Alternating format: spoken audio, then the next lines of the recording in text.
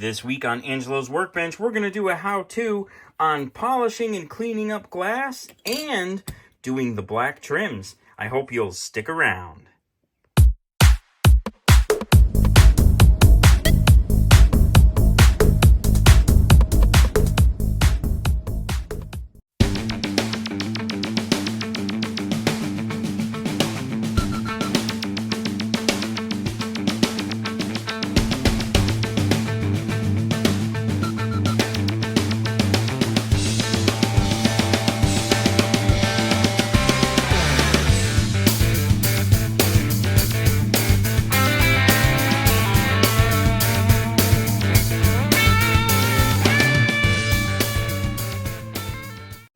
So this week, we're going to talk about glass, or plastic glass, as the case may be.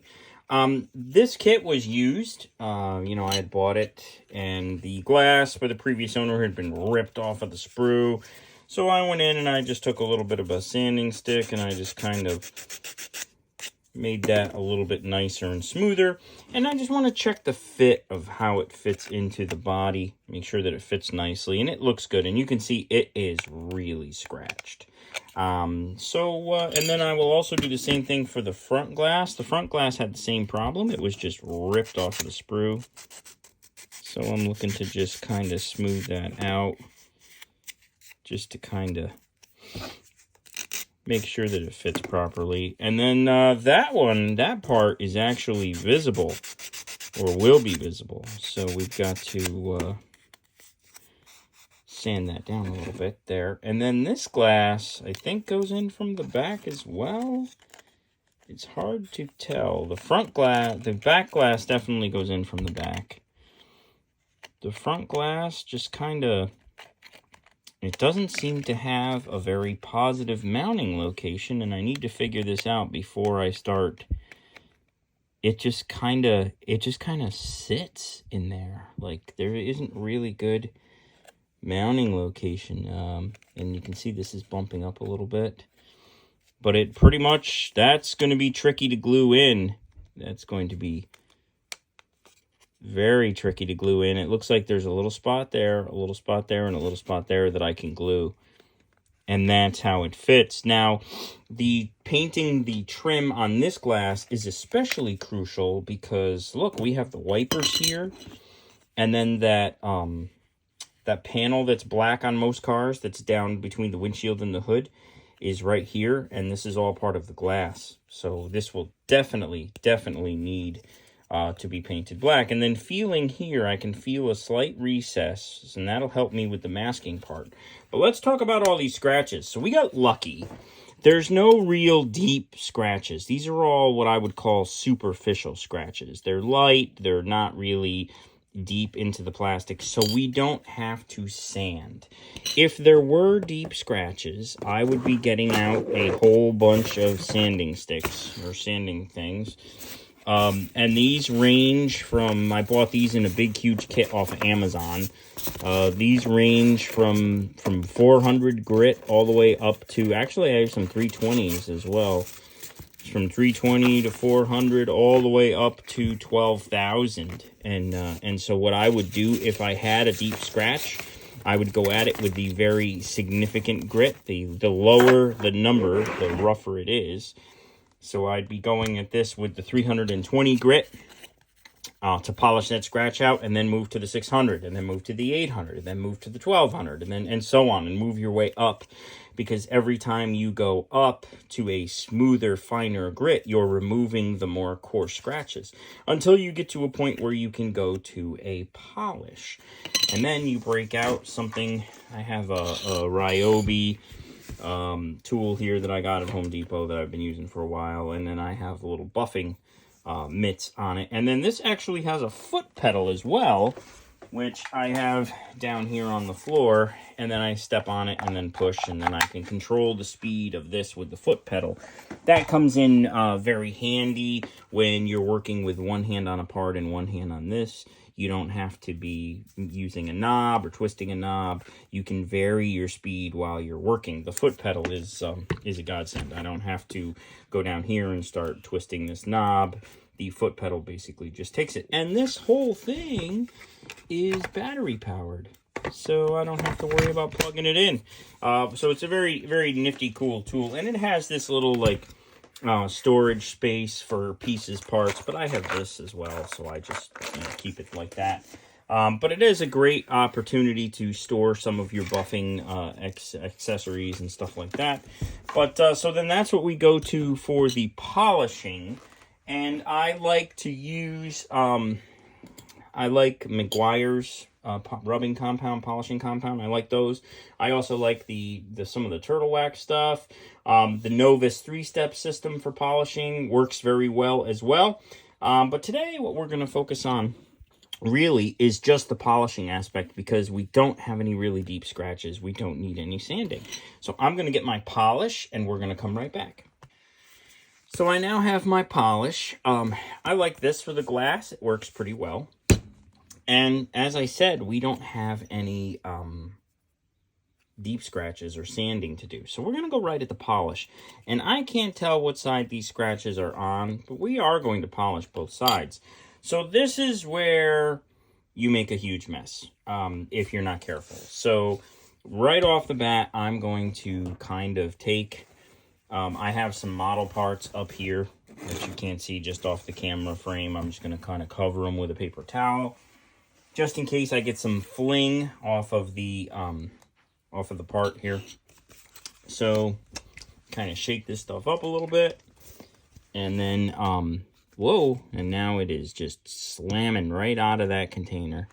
And I am here, I told you I would make a mess, and here I am already making a mess. So I shook the container, and then when I opened it, a whole bunch just came running out.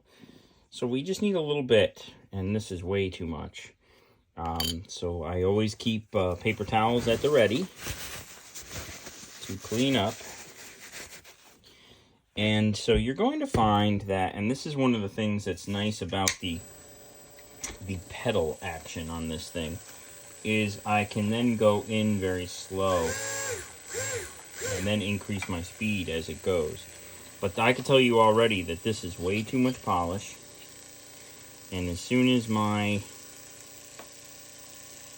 buffer touches that, it's going to fling all over me and all over the place. So I'm going to just kind of, there we go, that's not so bad. There we go. And I'm going to build up some speed a little bit here now. There we go. I only want a little bit of speed. I don't want to go crazy. There we go. And I'm just working the polish in. As long as I see there's still polish on there, I'll keep polishing. And once the polish starts to wear off, like now, I will stop. And then we'll shut this off. And now let's see how we did. I'll get the microfiber out. I keep a microfiber cloth handy to wipe off the polish. And you got to do the polishing before you do the painting of the trim, obviously, because otherwise you make a mess on your trim. And that's looking pretty good. So now it appears that we do have some scratches on the inside as well. So I'm just going to, I do each side. I'll do the outside, then I'll do the inside, because you never know really where you're at. If you're doing both sides of the glass and you have scratches on both sides of the glass, you can't tell if you've gotten all the scratches out of the front, because you could be seeing the scratches from the back. I mean, obviously. So now we're going to go in here. And we're going to hit this. Polish this side up a little bit. I'm going to activate my foot pedal. There we go.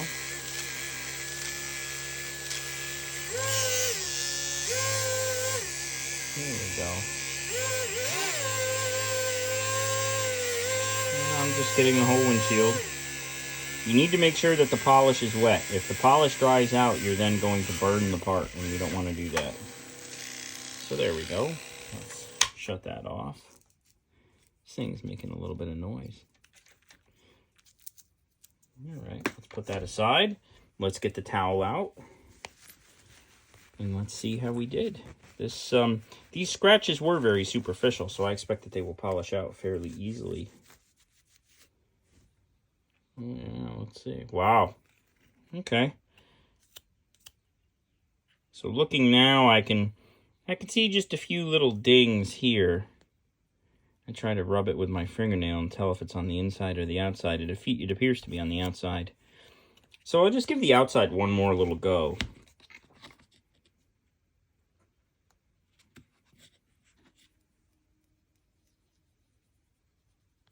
And again, I'm just going to try to get a little bit of polish out of here. Sometimes it gets in the container and doesn't want to come out. There we go.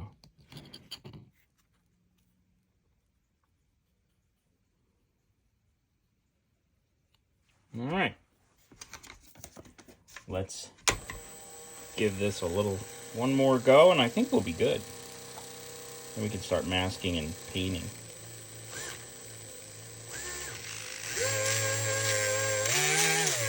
There we go.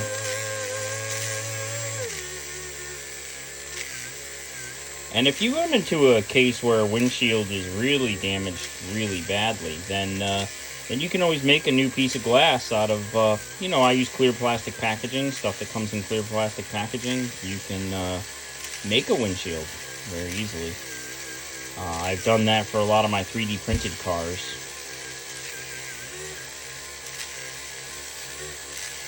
Alright, I think that's about it. I think we're about good. The polisher saves a lot of hassle and effort. It also comes in really handy for polishing clear coat on the cars, as long as you're very careful about the high spots.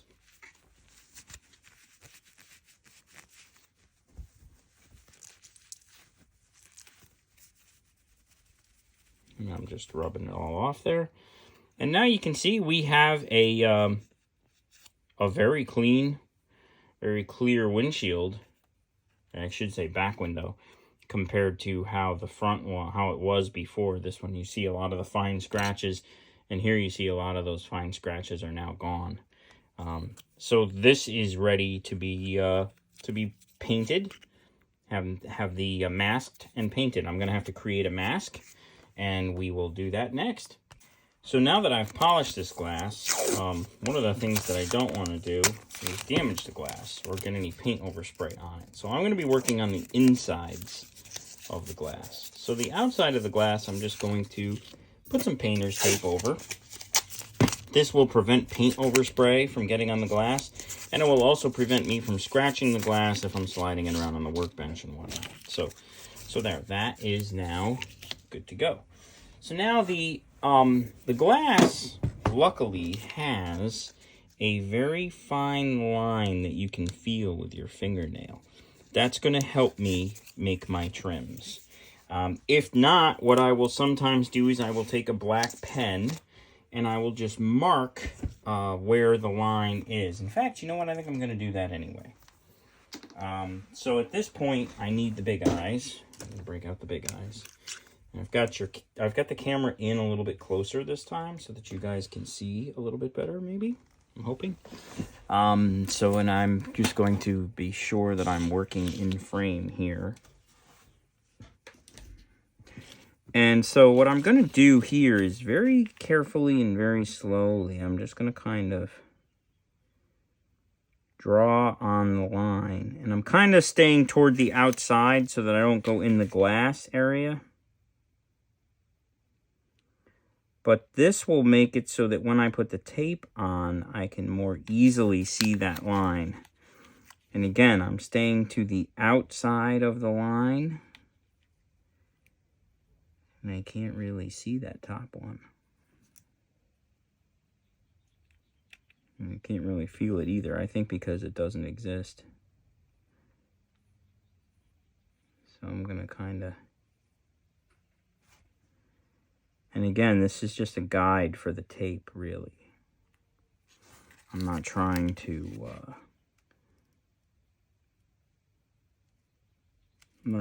do the black line in Sharpie pen. I'm just creating an outline for my masking. because we need to mask the center of this. Some of the Tamiya kits come with the pre-made paint masks, and they're nice. And they're made out of the same tape that I'm about to use. Well, it's very similar. They use that the yellow Tamiya tape, which everybody likes and is very good. And by the way, is very expensive and is pretty much the same thing as the yellow frog tape that I buy at Home Depot. It's the same tape, and you get a lifetime supply for $10. So now you can see the black line that I have put on there, and so that's going to help me. I'm going to apply this tape. The other thing that's nice getting this at Home Depot is they do have some very wide widths, as you can see here, which makes I can do this in one piece instead of several. So there we have that. So now it becomes a case of I just need to take my X-Acto knife, my sharp-bladed X-Acto knife, and I can see the black line through there. And so now what I need to do is just on the black line, I'm just going to kind of go along and score the tape. And so basically what I'm doing is creating a paint mask so that then I can spray, and we have rounded corners here, which is always fun. There we go. There we go.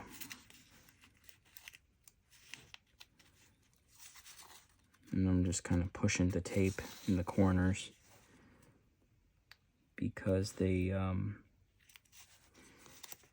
if you have any spots where the tape isn't flat against the glass, obviously paint will get under there. And then you will have paint on the portion of the window that is supposed to be clear.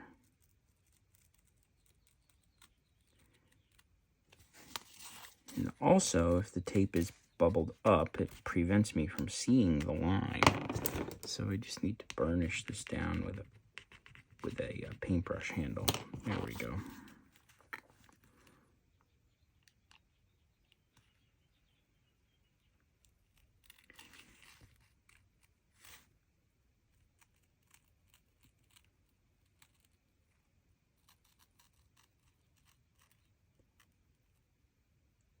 And there we go. So then the outside edge is the part that we need to remove, leaving the middle part. Don't remove the wrong part. I have done that before. Peeled the middle off and said, something doesn't look right. There we go.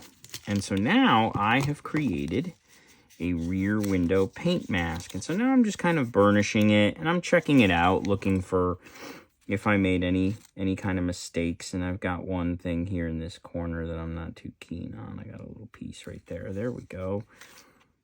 And it's okay if it's a little bit wavy. It's going to be very hard to tell the difference once you get it on the car. But that looks pretty good. So that's the front window all done. So now I'm going to go ahead and do the same thing for the back window, and then we're going to the spray booth. So if you're spraying the back side of the glass like I am, you can use gloss black, flat black, any kind of black. It doesn't really matter. The sheen of the glass on the opposite side is going to determine what your black looks like because you're painting the back. So I'm just using the generic water-based black that I use for various things. And it gives me a nice sheen that I do like, but at the same time, I'm not overly concerned with that at this point, simply because we're only painting the back side of the glass. So I'll just go ahead and I'll just put a little bit of this in my airbrush.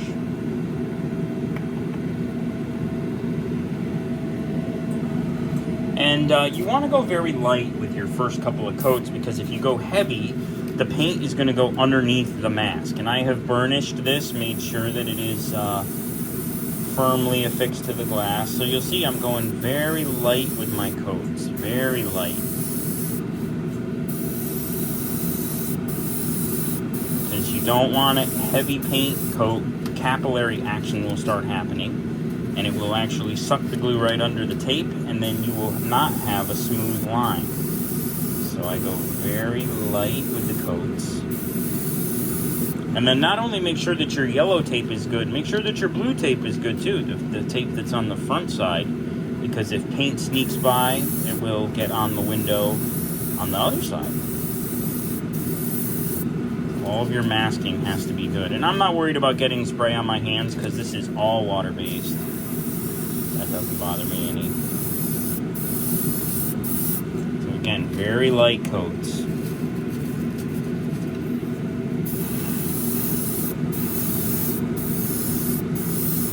I also try to spray straight on. I'm not spraying at an angle. That helps not get paint where you don't want it. There we go. Now I'm going to go back and I'm going to give this another coat. Just a little bit heavier this time. That light coat sealed the tape line. Or should have. So we're going to let these cure for a little bit, and then we'll take them over to the bench, and we'll see how we did. Well, our window trims have cured. While I was at it, I masked off and sprayed some of the trims on the body as well, while I had black in the airbrush. So that will be good to go. But let's see how we did. So now comes the trick, right? And that is getting the masks off without scratching the glass further with your tweezers, using your fingernail or whatever. You don't want to scratch the paint. You don't want to scratch the glass. So I use a pair of tweezers. And what I do is I go in with my big eyes on, and I look very carefully and cautiously. And I find a corner that I like, and it's right here. And I just lift. And you can see I didn't damage the paint at all. And I didn't scratch the glass at all. Now I have a little corner. I got something I can work with here. And it does stick to the plastic exceptionally well. So then I'll reach in and I'll pull it.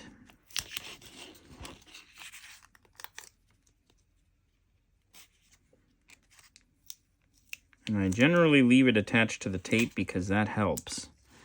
Okay, and so that looks like nice crisp lines.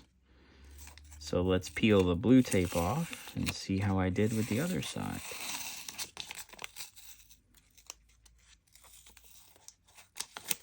There.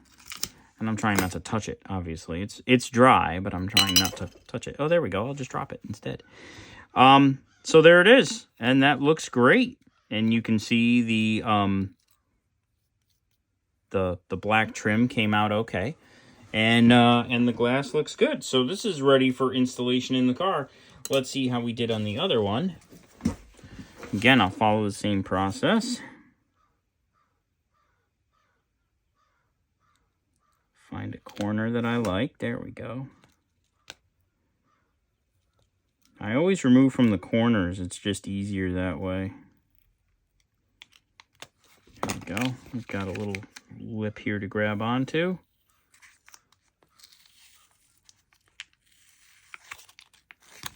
And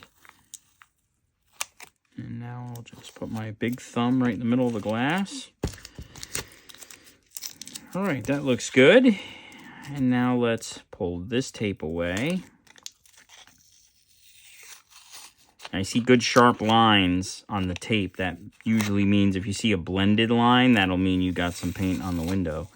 But getting paint on the outside at this point is not as big a problem as getting paint on the inside. Because if you get paint on the outside, you can just polish it, and because the paint is on the inside.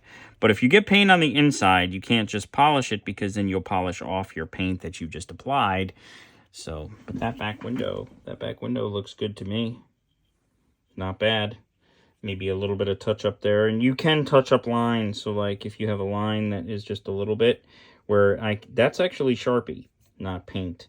So so I can get in there with a toothpick, and I can try and sometimes the Sharpie will come off, sometimes not. If I can't get the Sharpie off that has oversprayed on, you can mask a new line and paint a new line just a little bit further over from the one that you already did. And let's just see here if I can get that Sharpie off there. Yeah, there it goes. The paint will come off real easy. The Sharpie is sometimes a little bit tricky. So there we go. So now I've cleaned up that line a little bit, and it looks a lot better. So, and that's ready for install in the car. So that's cleaning up glass and polishing glass, and then masking and painting trims. I hope you'll come on back next week for more on the Mustang. That's going to wrap up this week's video on how to polish, mask, and paint model car windows. Don't forget to check in my description the link to Hobbynut Models. That link will support them and my channel. Also, don't forget to check me out on Facebook, TikTok, and Instagram, all as Angelo's Workbench. And as always, like, share, comment, subscribe. All of that helps me. I look forward to seeing you all next week.